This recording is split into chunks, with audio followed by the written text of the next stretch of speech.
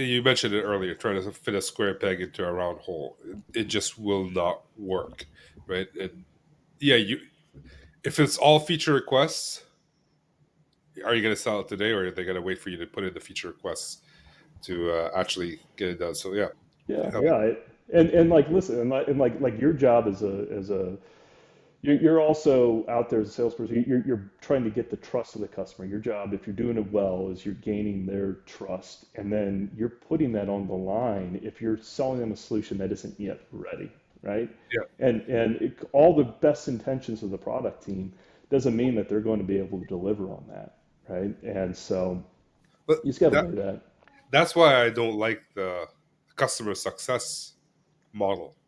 I mean, customer success are very important, but if I, as a salesperson, I'm selling something and I convince the customer to buy the wrong product, and then I walk away as a salesperson, right? Because a lot of new companies, like SaaS companies, salesperson comes in, sells, leaves for the next opportunity, and the customer success takes over. And now the customer success is on hook to renew, but the salesperson sold the wrong thing to begin with. How are they going to renew? And why would it be the customer success person's fault? Right, right, yeah.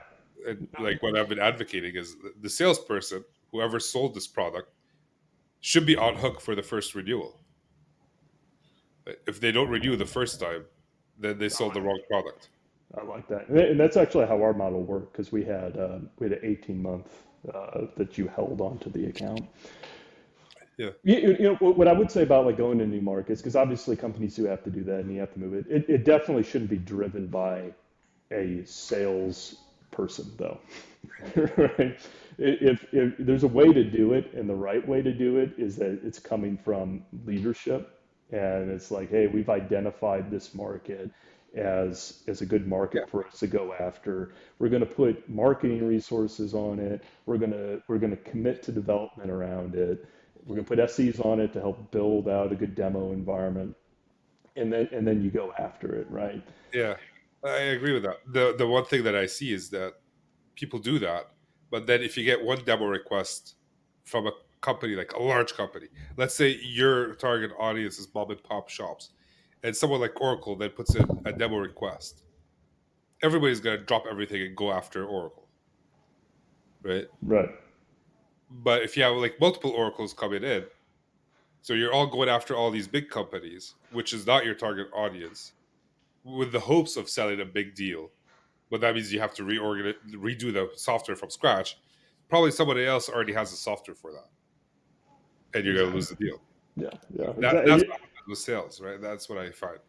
Yeah, and especially enterprise sales, like you're talking about, like the because there's such an opportunity cost to it. There's the time and effort, and again, like I just look at my own experience with it. Like there is, like I can look back on like two or three opportunities that I know at the end of the day we probably lost it, and we probably never really stood a chance on it. But I was never able to identify that quick enough, you know.